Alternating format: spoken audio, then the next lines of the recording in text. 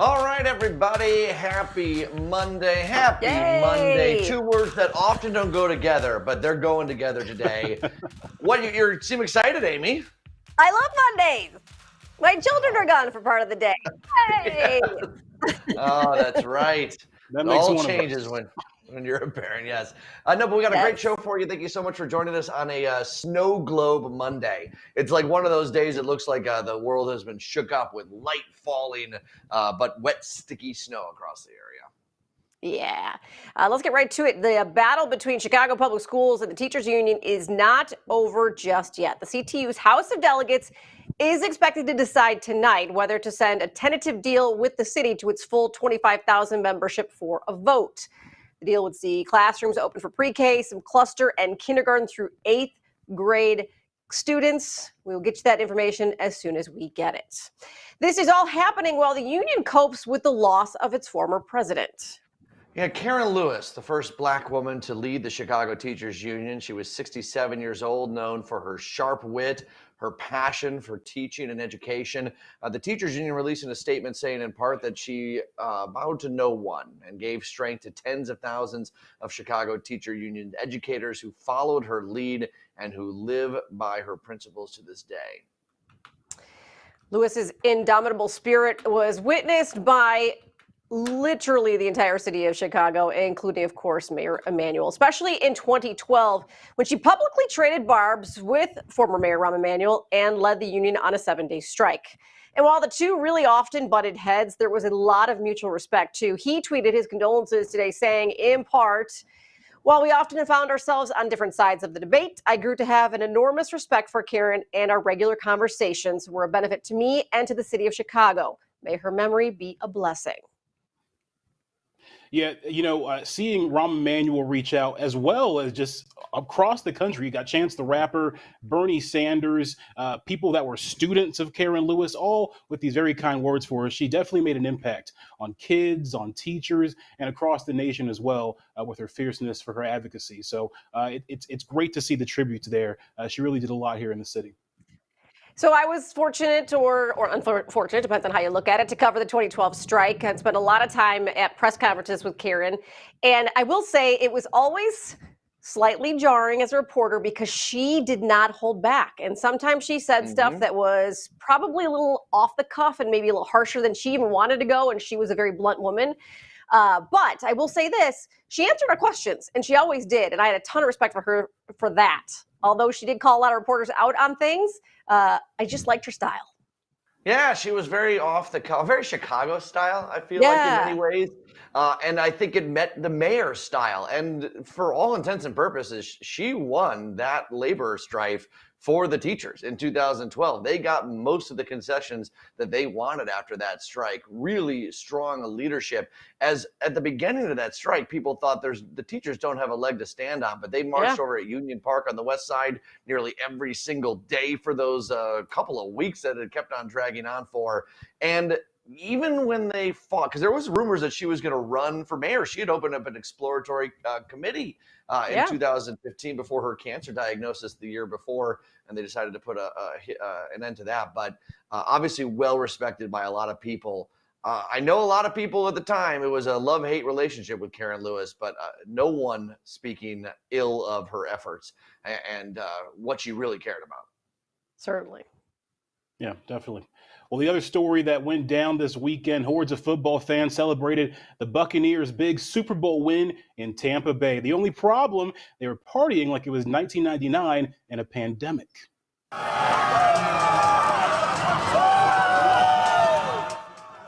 As you can see there, not a mask in sight. This after the state revealed it has 200 cases of the COVID-19 variant seen in the UK. I mean, is anybody really surprised by this? It's no. Florida. And we knew this was going to happen. Yes. Well, you knew it was going to happen. And I want to be upset with these people and say, what are you doing? They just won the Super Bowl. It's outside. Yeah, you're in a crowd. I saw people without masks at the Super Bowl itself. Yeah, I guess what I'm saying is I think it's dumb. I wouldn't have been there in the first place, and I wouldn't have done it. But what do you expect to happen when you're going to hold these events and invite people to be there? This one, you knew what was going to happen. Yeah, I mean, if they were really, really worried about it happening, there would have been a lot stricter restrictions on bars and restaurants for Super Bowl evening. I know there were some, and the mayor had put a mandate on masks in Tampa, especially. However, you know what? It's Florida. How many headlines do we see out of Florida where people are not using the best judgment? That's all I'm going to say. This All wasn't those too far southern away from the states. grocery store where we saw the coverage last week with the masks, no one wearing masks. So I don't know. And at least we know that 7,500 people that were in that stadium yesterday were healthcare workers who had already been vaccinated. So you've got some herd immunity built into the stadium itself. Is it stupid? A little bit, but what are you going to do? It was jarring to see just so many people packed in a stadium when we have all this going on right now, and then the parties around it. Not good at all. Not good at all. But by now, everybody knows Tom Brady earned his 7th championship when the Buccaneers decimated the Kansas City Chiefs last night. That's one more ring than Michael Jordan. And of course, it's got Twitter asking, is Tom Brady the greatest athlete of all time? Controversial topic, especially here in Chicago. Is he better than Jordan, LeBron, Serena Williams, who has 23 Grand Slams? What do y'all think? This is a tough conversation.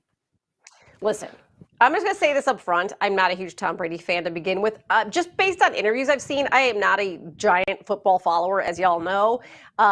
However, I give him props for his dedication to his craft and to his nutrition and his health, because that I'm like, whoa, this guy is, bad A. However, all time, I don't know. What about Brett Favre? What about, think of all the gymnastics professionals we've had out there. The amount of blood, sweat, and tears they pour into that sport is insane. So I have a hard time saying he's the GOAT. It's really hard to compare between sports, of course. Yeah. And I mean, there's a debate even in basketball between Brandon Pope and any other sane person about whether it's LeBron James or Michael Jordan. And you go to baseball, like Babe Ruth, Mickey Mantle, but they say the hardest position in all of sports is to be the quarterback of a football team. He is clearly the best quarterback of a football team that's ever played. So I would say that, yes, he is the greatest athlete of all time. But see, I don't look at an athlete as sorry, Brandon. I don't look at an athlete as you're just saying he's good at his craft. But if you're going to cover all athletes, he might be the best quarterback of all times. But athletic ability, I think, needs to be measured on a biometric scale. Well, yeah, if you ever seen Tom Brady run a 40, that man's not a good athlete. Let's just put it out there, keep it a buck. That man's not beating anybody in a foot race. It's so tough for me with these conversations to measure an individual player's greatness with championships that are won as a team. Yeah, Tom Brady won last night, but the Buccaneers don't win that game without a great defense, receivers, offensive line. So is it really fair to just judge a player by, he got 6 rings, he got 7 rings, therefore he's great. He's the best. Dude, he's the quarterback. We know in this city what happens when you don't have a quarterback. I don't care how good your defense is. I don't care how good some other parts of your team are. The quarterback in football is the entire game. Terrible teams can be made great in an instant. Look what happened to the Tampa Bay Buccaneers by a quarterback who's in his 40s doing this. And I agree. Amy, I understand what you're saying, like athletic prowess versus like competitor in their sport versus others. And it's hard enough to compare sports, let alone decades and decades and decades. But without a doubt, the best athletes are the ones that are alive today. The competitive nature of even getting to the NFL is so much higher than it was back in the day. There was a photo of the Kansas City Chiefs quarterback in Super Bowl I smoking a cigarette and having a beer at halftime. Ooh. Like that's not, the things are a lot different now. And for the fact that he's able to do that is pretty darn impressive. I guess I say I don't know, but sure. I mean, if you think about it, too, he also has a great support system, too. I mean, you think about, like, Brett Favre, right? He was great as well. And maybe he was greater but had to carry more. So it's like kind of that's a really hard category to put somebody in, you know? You know, it's just like LeBron James, who's had to face way more all-stars, way tougher teams than Michael Jordan ever did. But Michael Jordan's got 6 rings. Is it really fair to judge individuality, greatness on the team accomplishment? That's a tough call for me. It's tough. I know, but has LeBron ever played with the flu? No. LeBron would sit out a flu game. Yeah, that's true. That's a good right. That is a good question. I don't know. It's a fun debate to have, and there will never be a good solid answer. And you're right about team versus individual achievements. I mean, Tiger Woods has got to be part of that conversation. Serena Williams has got to be part of that conversation. So let's just say we agree to disagree, which is fine. That's okay.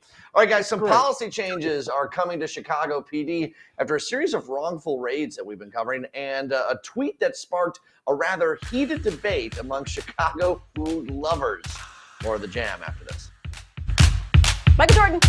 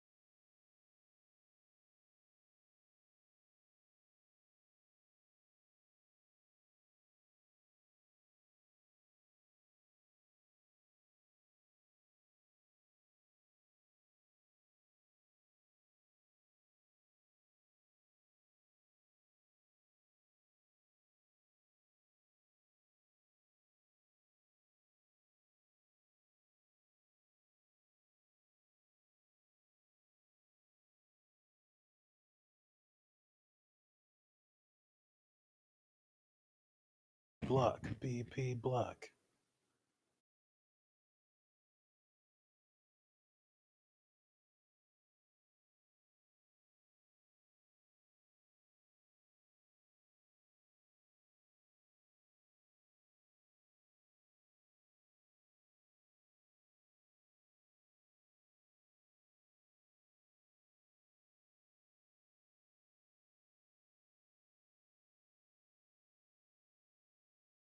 Financially, are you set to survive or thrive? A lot of Americans say they are ready for 2021. They expect an okay year. But Stacy Watson from Fidelity, Senior VP of Life Events Planning, easier said than done, but a lot of Americans seem to be optimistic.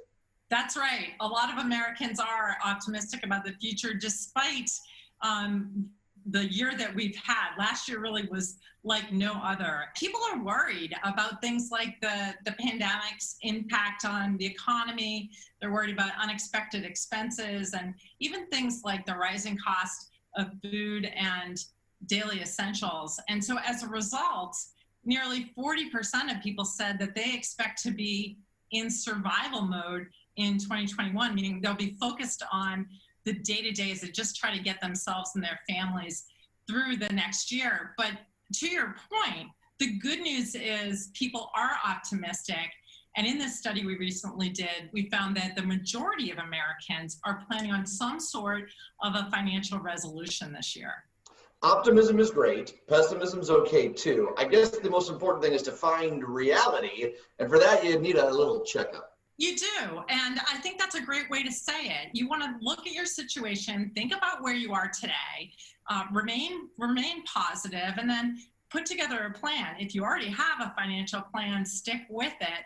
But if you don't, now's a great time to put one together. And there's some simple steps that people can take to move forward financially. I'd recommend, first of all, start with a budget. People who said that they were in a better financial situation this year than last year attributed it to better budgeting. And then replenish a rainy day fund. we heard that 80% of Americans said that they would be building back up their emergency savings in 2021. And then the last thing I'll say is find somebody to help you stay on track. People that are working with a financial advisor or have some sort of a friend that's helping them find it easier to stick to their plan and their resolution than those without one. Just talking over with someone who knows what they're talking about, that can give you those keys to success, really does open a lot of doorways. It does. And I think this idea of like just getting started and doing something simple and achievable and specific can give you this feeling that you're moving in the right direction and that you're back in control.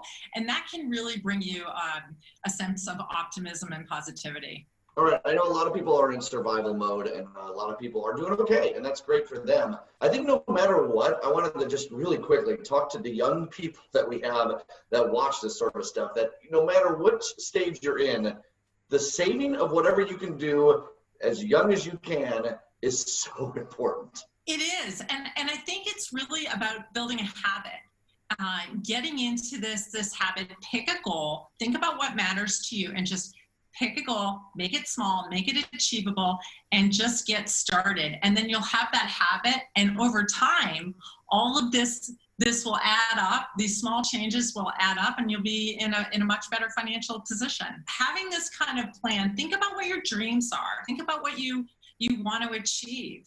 And some of it can be budgeting, but some of it can be about achieving those dreams and having a little fun. I think that's right. Yeah, for sure. All right, Stacy, we're all looking to a fun 2021. Starts with smart financial planning. Thank you so much for stopping on by and giving us some tips. Okay, thanks for having me. Let's get all the information up on the screen where you can find some help because trust me, it helps to have someone holding your hand and guiding you through your economic journey.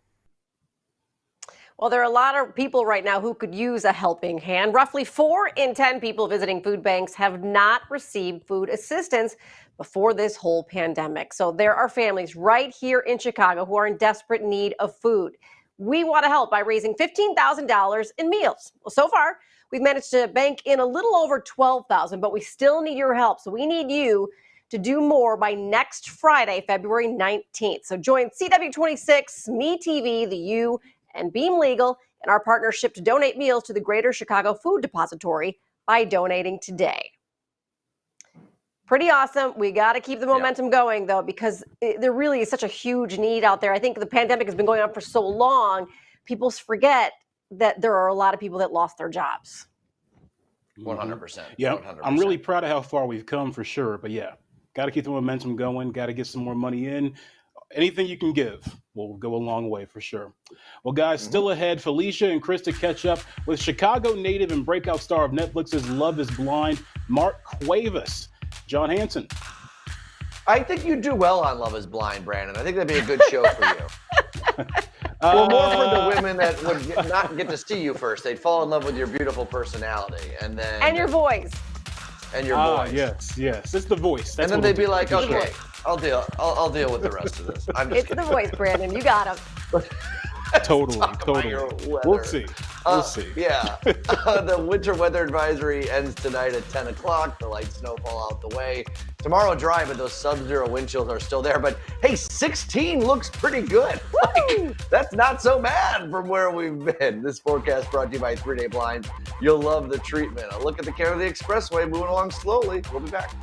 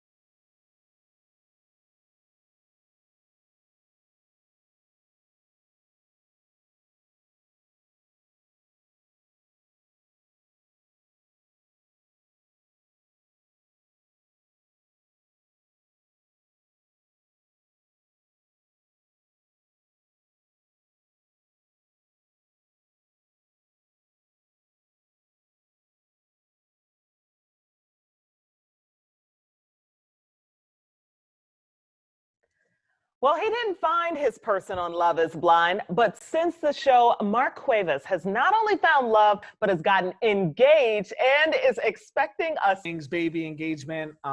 We're actually moving too from Atlanta to be closer to her family in Ohio. So super ecstatic about that. And it just, yeah, life has just been onward, but it's been all positive. Like you said, Mark, it feels like 10 years from the show. And we watched you, grow on that show, and you were ready for marriage. So although this kind of feels like, whoa, so much is happening in Mark's world, you were ready to take this step. So tell us about Aubrey. How'd you guys meet? What's your love story? We want to know all the hot goss.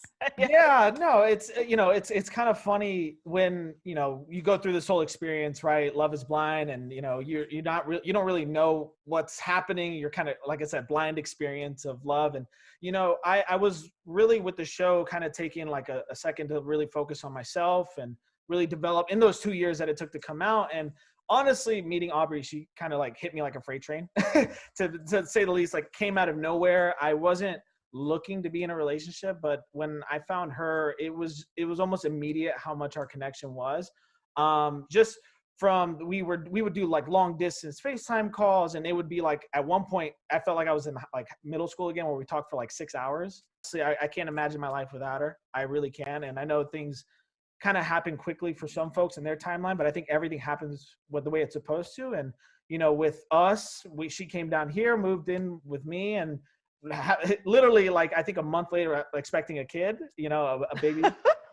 And when we found out, when I found out that we were expecting, I wasn't scared. Funny thing, mother's intuition is a real thing, because my mom, she's like, I had a feeling you guys were pregnant. And when we told her, she actually had a gift bag with like boy clothes in it. And wow. Yeah. And she was like, I just knew it was going to be a boy. And I was like, what? How did you? So she just kind of took us by surprise. And we thought we kind of had one up on her because we're going to surprise her, but she deep down already knew. I posted on my YouTube channel, like our YouTube channel, like a reaction for what our moms did. And it was kind of awesome to kind of look back on it and see like both of their reactions. What can we expect with this YouTube channel? Because I'm excited to see more of your guys' journey. With the content coming, I mean, it's just us. I mean, me and Aubrey just hang out, and, I love her to death. We have our puppy Nova, who's just like, honestly, she's like a little human. So it's really just like day-to-day life, like how we're living. And just that's kind of how we want to keep it. I'm not really we don't have really any expectations with it. It's just being ourselves and seeing how that goes. Well, you guys can keep up with Mark's project and all the baby news on his Instagram and YouTube channel. Thanks so much again, Mark. Thanks, Mark. Thank y'all. Take care.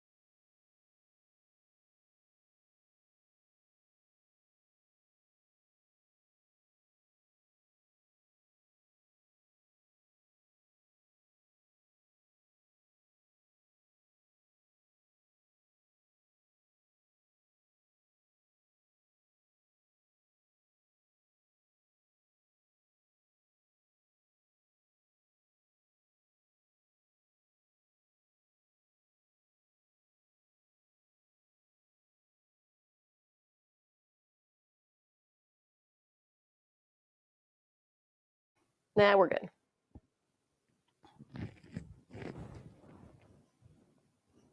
$27.20. Oh, yeah.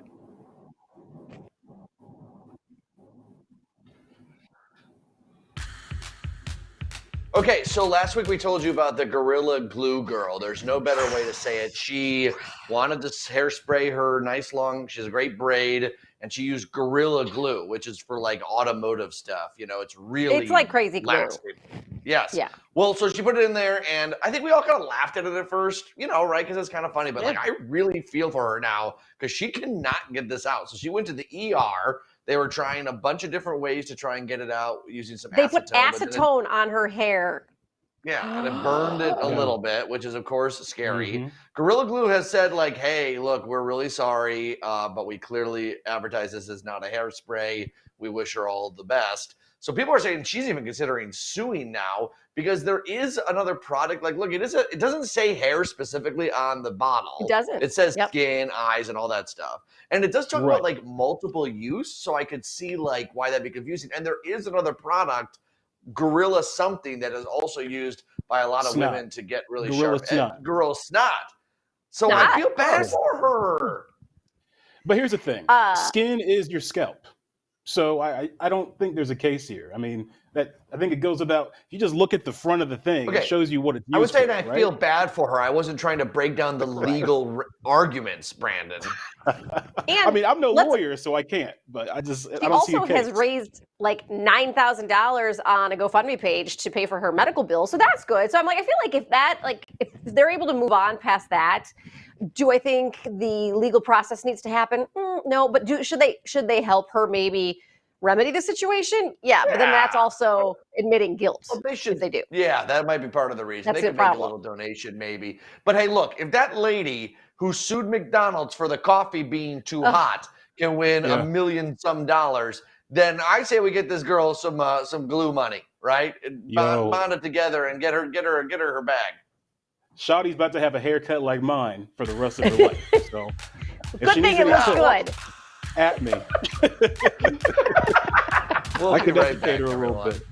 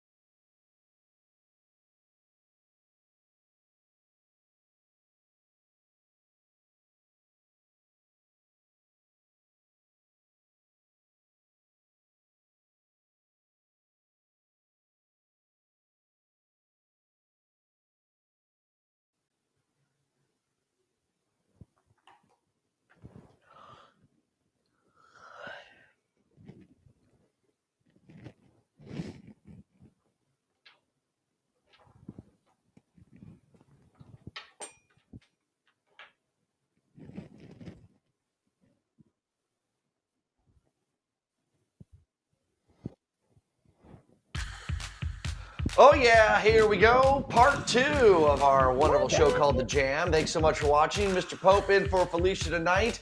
Amy Rutledge there in the middle. I'm lonely over here on the right-hand side. Normally I like to be able to hold hands with both people, one on each side. But I get the here middle. I am. You get the middle. Middle seat, never good on a plane, great on a TV show. Great on a TV show. I feel so loved. Yes, indeed. All right. All right, let's get into it tonight, guys. He is an entrepreneur and investor who knows a thing or two about launching a business. Zach Neal has over 25 in his portfolio, and tonight he's sharing the details behind a brand new venture aimed at helping women-owned businesses. Thanks so much for joining us, and tell us about Reinvest in Mainstreet. Hey guys, thank you for having me. Yeah, so Reinvest in Mainstreet is basically my new investment portfolio for this year. Started in 2020 as an idea. I'm a girl dad. I have 2 daughters. Women's issues are kind of near and dear to my heart. And I just made a decision as an entrepreneur who I was going to invest my money into and with this year. And I just decided that it was going to be women. And spoke to Shishi Yang, who's also kind of co-founding this with me. And we just decided that we were going to make it into a fund and bring other entrepreneurs and investors from all over the country in to get involved and to keep adding money and resources to make a mentorship program, financial support, all the things that women in business need. And we're taking a little special attention to women of color who are in business, trying to really get to the people who are the most disparaged and overlooked in the business community.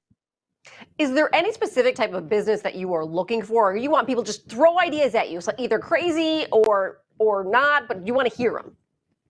Yeah, I want to hear them all. The requirements for this specific branch of this is that you had to have been in business before the pandemic started. So in business as of February 1, 2020, and you have to be at least 75% owned by a woman.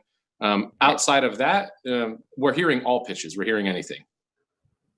I love this. You mentioned being a girl dad. Are your daughters in on some of these pitches and kind of like reviewing this stuff? Are you using this as a teaching tool too? Absolutely. So my oldest daughter is 11, my youngest one is 7. So there's not too much of an age gap there, but they understand what's going on in the world and they are super into this and knowing that their dad is trying to do something positive that will hopefully affect their future. Making more women CEOs, more women-owned businesses is the pathway to finally get to the equality. That's the only way there is you have to just create women-owned businesses. I know you mentioned minority-owned businesses were at a higher rate of having problems since the pandemic began. Are you seeing more pitches from more minority-owned businesses than others? Yes, and we've doubled down on that because the soundbite in America, and it's a true soundbite, is that those groups of people get overlooked more than anybody else. So if you're already disparaged, and then something like the pandemic happens, and you go further down on the list and further down the list, an event like this can just drive people into poverty. And there are so many brilliant women and women of color out there that have some of the best ideas I've ever heard. And I honestly feel lucky. I feel like I'm just doing great business here. I feel lucky to be able to get into business with these folks. So we're just super excited. I feel like we're doing something great, but we're also reaping some great benefits of getting involved with some really smart people. Can you give us any hints of anything that's kind of tickled your fancy so far? There's an investment group, so it's Hillary Jones, Shishi Yang, Gia Farrell, Walter Mosley. There's a whole bunch of us on the panel. I'm personally into product. I like physical things that you can touch, so I'm not like the app and technology investor. I like when someone says I want to open a laundromat, I get excited about that. So I like places and things, but we're hearing everything from artificial intelligence, machine learning, to ice cream shops. We're getting the whole gamut is in there. That is so cool. Zach, thank you so much for joining us. We want to make sure we get all the information on the screen for Zach's virtual mentorship program, Reinvest in Mainstreet. Follow him on social media. And if you'd like to send him an email pitch, he's taking them until February 17th at the email listed there on your screens. All right, awesome initiative there. Well, the Anjanette Young case has sparked a change from the mayor's office. Over the weekend, Mayor Lori Lightfoot signed executive action to reform the process for the release of police video to civilians. Under the new rules, which take effect on March 7th, people who have made complaints against CPD will get video and audio within 30 days of their request. Now, what's not under that umbrella are police shooting videos and other excessive force videos covered by the city video release policy. That would have the video released within 60 days, giving an extra 30 days for the city to get together. We all know the Anjanette Young case was just a complete political disaster for the mayor. So this feels like something she had to do to salvage any sort of goodwill. Oh, 100%. I mean, if you are the victim in this case, or alleged victim if it's still in court, the fact that you don't get your hands on the video that they have moving forward puts you behind if you're going through little litigation or anything. There's no reason why it shouldn't be available to you as soon as it's available to the city. Yeah, 100%. I'm glad that there is a reaction to this. I know that the story has kind of gone away with some bigger stories happening in the last couple of weeks, of course, after they tried to bury this one. But that's what a good leader does, is they backtrack and try and fix things even after the story has gone away. I think part of it is because we know there's going to be more of this. Look, reporters are going to be filing FOIAs, and people now know that they want to have access to it. And unfortunately, there's a lot of these cases happening. So I'm glad that these rules are changing. I don't love that the police can still continually kick this can down the road a little bit, but to put some limits on that at about 90 days seems like a good thing too. Agreed. Definitely. All right. The latest weapon to fight the Asian carp, a rebrand.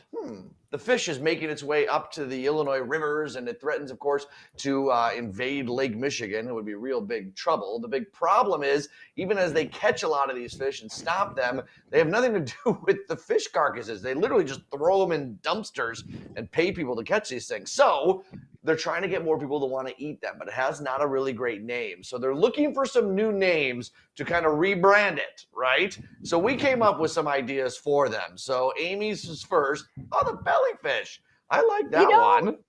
Okay, it's kind of stupid, but like they do, like it's a carp, so they tend to like do like they're living on the ground and they eat off the ground and they're like kind of the ground things. And then if you think about sushi, like the belly of the tuna is like the best part of the meat. So I thought maybe in that respect would come up being more flavorful.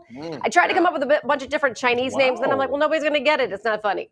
That was a very culinary answer, Amy. That was really culinary, and you don't be cooking like that. That's. I don't cook, but I do eat. I eat good. She eats. There you go. Yeah. I went with a Shanahan chopper. That's the river kind of goes near Shanahan. And I don't know, that just has a good ring to it. I'd eat that. Of course you have an answer like that one. That sounds about right. That's a John Hanson fish name for sure. I went with Magikarp. If anyone is a fan of the original Pokemon 150, Magikarp was that really stupid Pokemon that was powerless and flopped around, as you see right there on your screen. So why not get the kids involved, make eating carp fun again? Call it Magikarp. Great branding. It's cute. It's got big old eyes. And when you get kids to eat it, then, you already got half the battle done. That is very true, Brandon. I'm on board with that. All right. It's all about branding. You got to market it. Yeah. By the way, I think you guys are delivering. I hate to interrupt. You guys are like delivering me food in the middle of the show for some reason. I don't even know why, but I've got to go get it because the guy keeps on calling. So you guys talk amongst yourselves, okay? Go get your food. Because Okay. I'm very excited about you trying your food. I don't know what it is, but I can't wait. Oh, I can't wait either because I think I know what it is, and I know what it is, and I can't believe that John Hanson has lived in the city of Chicago or very close to it the most of his life, and yet this is going to be a first on the U. There's a first time for everything. But hey, I can't wait for that. Just ahead, we're going to have John Hanson try out this whatever he's going to eat. And also CW stars reflect on what Black History Month really means to them and the importance of being a Black voice in Hollywood. More of The Jam when we come back.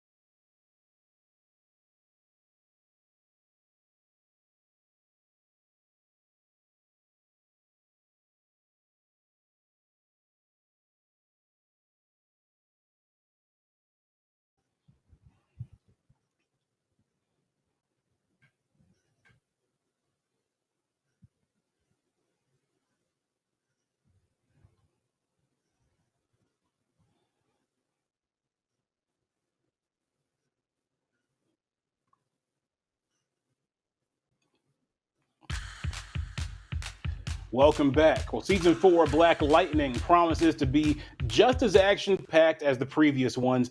Tonight's season premiere picks up right after the surprise Markovian invasion and the death of Jefferson Pierce's best friend. Now he finds himself questioning his status as a superhero. So where's the compassion, the tenderness, the understanding? No, you just went right back to the lab like nothing happened. Something happened, Lynn. Anissa and Jennifer are out there. They need your help. When we pick up on season 4, it's about a year later, and the family's very spread out, and you know, it really kind of one of those reasons that we discover, you know, that Jefferson hasn't really dealt with the loss of Henderson, and he's just kind of tried to say I'm fine, and move on, but he's not, and the family is in different places with all of that, and different places with, you know, Freeland after the war. So they're strong, I guess, on some level as individuals, but not as a unit as we pick up. And we're going to go through grief and conflict, obviously, before they get back together. You can catch the season premiere of Black Lightning tonight at 8 p.m. on our sister station, CW26. And from film to television, we're starting to see more projects with Black characters, strong Black leads, and all Black casts. On the TV side, the CW has been a showcase for Black talent all across the board. I sat down with some of the network's biggest stars to talk about the importance of the month to them. Time to be powerful. You are making Black history. Can you speak a little bit about the significance of the month, especially with the moments we've been going through as a country? It's about the existence of us in all of our expansiveness, and that completely lasts way beyond a month. And I'm just excited that we are all on this journey to demand representation, obviously not just in entertainment, demand representation in our government, demand representation in all levels, because we're here. We were the creators of so much that we were never given the credit for. And I just think that it's time that, you know, we show all of our layers and all of our beauty. It's nice to see you again, Miss James. I don't like to lie, so I won't say the same. It was a bit of a shock for me to show up on set and just see all these people of color, you know, and it felt good. You know, it was just like, wow, this is great. And Tay, I mean, I got to work with Tay. He is wonderful, wonderful. He's a jokester as well. You know, definitely lightens the mood. Good to meet you, man. I know who you are. Coach. I guess it's no surprise Bully Baker has no recollection of me. Am I missing something? What does Black History Month mean to you as we get into that? Right now, when it comes to Black History Month, I'm gonna focus on Walker and make things very specific. I'm not gonna make it about Black Lives Matter. I'm not gonna make it about this dude that got strangled or these people. I'm gonna make it about Black history, and I'm gonna check in with him and see what it means to him and what information he wants from me. I think the more focused we can be on specifics, the better. Otherwise, you know, people will run off scared.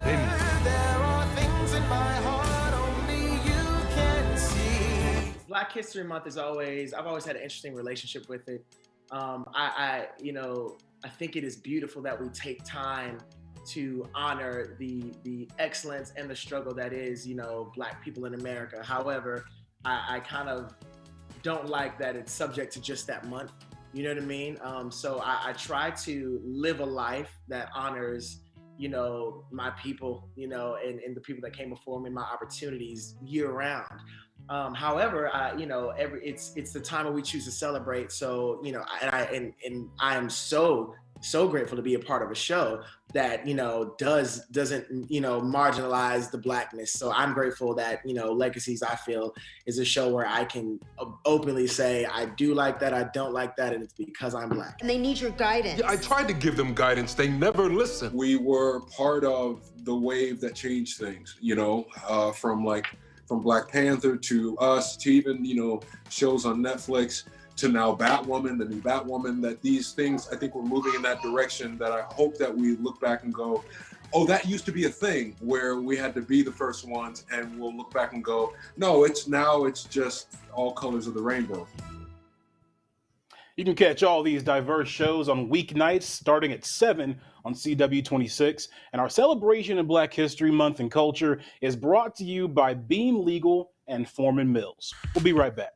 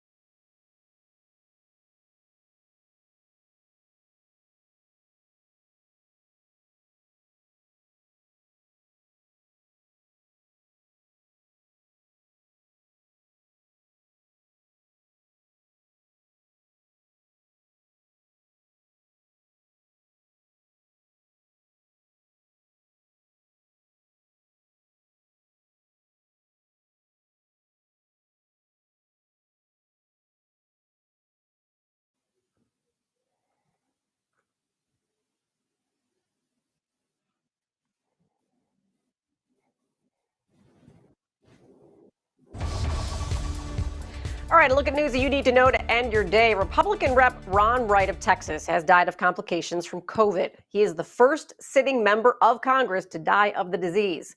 The 67-year-old tested positive a little over 2 weeks ago. It's 3 years probation for the Indiana man whose 18-month-old granddaughter died after falling out of a cruise ship window. The man pled guilty to negligent homicide in the girl's death after picking her up to look out of a window. He says he did not know it was open. Middle seats will remain open on Delta flights through April. The airline announced it was extending the plan to give passengers, quote, complete confidence while flying during spring break. Most other airlines dropped their seat blocking programs at the beginning of the year. John. Okay, let's talk about your forecast here as the Arctic blast continues to have a hold over the entire area. Temperature's a little bit better than I thought last week we'd have here for the middle parts of the week, but still cold. Wind chills sub-zero most of the day tomorrow, if not all of it. You know, in the last 78 hours, we've had 1 hour where the wind chill was not below zero. Anyways, some on and off snow possible Thursday as well as Saturday. And guys, that Arctic blast continues for a bit. I see some 20s next week as we look beyond the screen here, but that's about as good as it gets for now. This forecast brought to you by 3 Day Blind. You'll love the treatment, and we will be back after this with a look at the Whirly Ball Camp.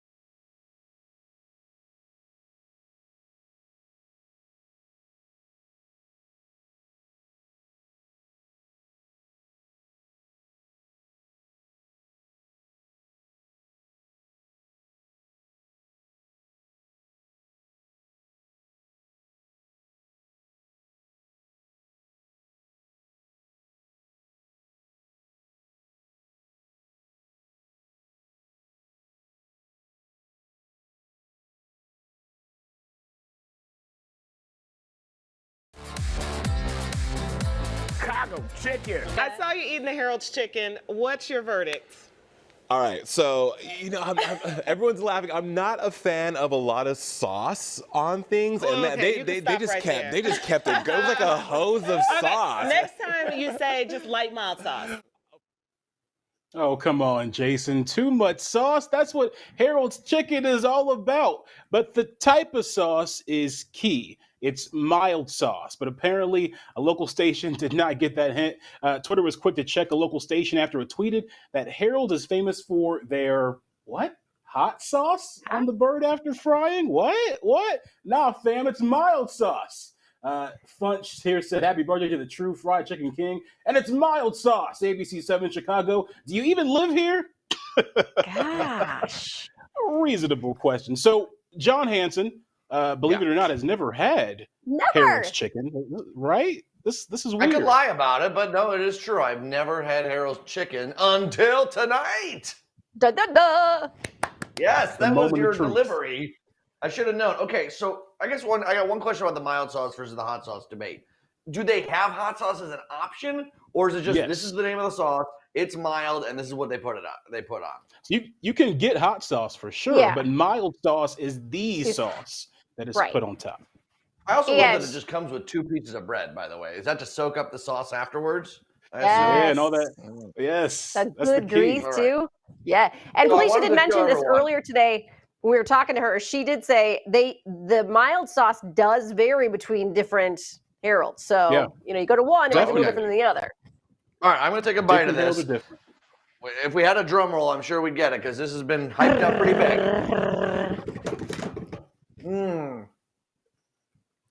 Okay. Do you think that's really good? Yeah, it's hot. No, I don't think it's hot. No, I think it's like sweet. Like it's a good mild sauce. Like it is. It's got a lot of flavor to it. Some sweetness, but almost some. Oh, girl! Surprise! I finally did it, Felicia. How you doing, boo-boo? I had to be here for this. I'm doing okay. I'm fighting my water heater. My water heater is out. So if you guys got a water heater repairman, holla at your girl. Also, Teddy, no one should know that he is fixing it. Okay. Also, I had to be here for this Harold's. Yeah. Okay. Now we can give John his Chicago card back. Yes. So when you order there's different ways you can order it. You can get the lemon pepper on it. You can get it fried hard. You can get it light fried. There's a lot of varieties here. You can get the sauce on the side. Really, the more you do it, you'll find your kind of your vibe, spot. right? Yeah. I have one criticism. No, wait a minute. Be careful. Yeah, I know. When you come as a guest, you can't. I'm still trying to get to the cookout, so I got to be very careful with this criticism. I don't like how with this entire bag, this is the one napkin they gave me. You can see through this napkin. Well, wait, this is that's all not a that they criticism have about provided. the food. We're just talking about food. Not enough napkins. Right, and this could have been a delivery problem. But you know what I really love? Go ahead, Felicia. The napkin isn't for your hands. The napkin is to soak up the grease from the bag and the mild sauce. Okay. So you got to use your own napkins at home. Yeah. Right, I often wonder why they didn't put the bread underneath it so that it would soak up everything, and then when you're done, you eat the bread that's already all soaked in. No, then your bread is soggy. You get 2 pieces because the first piece packs it in, okay? That's supposed to get all soggy and keep it all in the container. And then the second piece of bread is for you to actually eat and wrap around your chicken. So it's like I want all the piece of good bread. juices in it. Make a sandwich out of it. What I do appreciate is that underneath the chicken and the sauce on top are the fries. So the fries now, a real good starch to soak up this sauce. That way I'm not playing a game with ketchup or using some other buffoonery. I've got the mild sauce on the fries. And you got to say it like this, though. It's mild sauce. Mild sauce. like my kid, mild sauce. Yeah, mild sauce. You got to say it like that. It has a kind of a urban twang when you go. You don't go and say, "Can I have mild sauce, please?" Say, "I need the mild sauce." Mild sauce. So have you guys ever eaten at Gene and Jude's? The hot dog stand? Yes. Because the same thing, they do the fries and they wrap it in the hot dog, like literally in the hot dog altogether, and it soaks up all the granted, talk a lot in front of the boss about different Chicago institutions you've never been to, and she'll just start sending you food, man. This is yes, I've never had it either. I've never had that. So if you'd like to send that over, I've also never had Giordano's or Limonati. Yeah, exactly. So what dish pizza have you had? He's kidding. kidding. Joking, Felicia. The joke is so that Athea sends him the food. Did you not get that? Oh, okay. Sorry, I missed it. No, I missed it. Sorry. Girl, you need to get a hot shower in you. You ain't the same. You're not on point with that one. He's just freezing over there. Do you know how hard it was to pull this together with no hot water? Shout out to all the delivery drivers that have worked over the past couple weeks, including this one. Let's take a look at the radar right now because it is still snowy out there. The winter weather advisory. Look at this like thin band that is just attacking us and straight west of here. For about 2 or 3 more hours, we'll have it, and then the cold continues throughout the entire week and into the weekend, guys. But I'm so excited. Dinner's ready. Dinner's served, Enrique. Woohoo! Enrique's not gonna eat that. He's a healthy guy. He'll eat it. I'm not making dinner. I'll tell you that much. Dinner is over. He's gotta eat something. It's done. We'll see you tomorrow.